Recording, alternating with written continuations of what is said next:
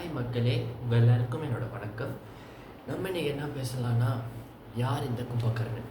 கும்பகர்ணன்னாலே நம்ம எல்லோரும் நினச்சிக்குவோம் 6 மாதம் தூங்கிட்டு இருப்பார், அப்புறம் எழுந்திரிச்சு ஒரு 6 மாதத்துக்கு சாப்பிட்டுட்டு இருப்பார். ஆனால் அது இல்லை. அவர் ஒரு மாவீரன், நல்ல மனமுடையவர், புத்தி கூர்மையில் வல்லவர். இதுதான் கும்பகர்ணன். ஆனால் அவர் ஏன் இப்படி தூங்குறாரு? 6 மாதத்துக்கு தூங்குறாரு, 6 மாதத்துக்கு சாப்பிட்றாருன்னா, அவர் சொன்னால வீரர், நல்ல குணப்படுத்தவர், புத்தி கூர்மை கொண்டவர்னு.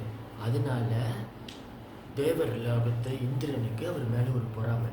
அப்போ ஒரு நாள் கும்பகர்ணனும் அவருடைய அண்ணன் இந்த 2 பேரும் சேர்ந்து பிரம்மரை நோக்கி வரம் எடுக்கிறாங்க.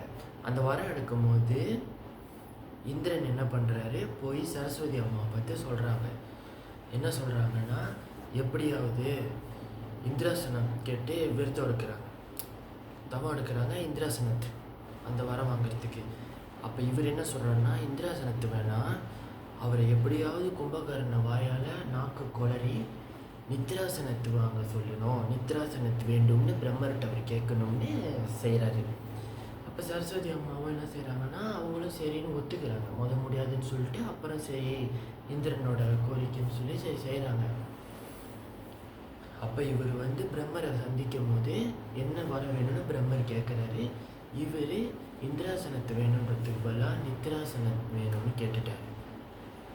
அப்புறமா 5 நிமிஷம் கழித்து ஐயோ தப்பாக கேட்டுட்டோமேன்னு சொல்லி அவரை கேட்க பிரம்மர்கிட்ட அவர் முடியாதுன்னு சொல்லிட்டார். கொடுத்த வரம் கொடுத்தது தான், ஆனாலும் உன் பக்திக்காக நான் வேணா மாற்றி தரேன், ஒரு வருஷத்தில் 6 மாதத்தை குறைச்சி நீ 6 மாதம் மட்டுமே தூங்குற மாதிரி செஞ்சு தரேன்னு சொல்லி அவருக்கு இந்த வரத்தை கொடுத்தாரு. அதனால தான் ராவணனுடைய தம்பி கும்பகர்ணன், நம்ம மாவீரன், நம்மளுடைய அரசன் 6 மாதம் தூங்கிட்டே இருக்காரு.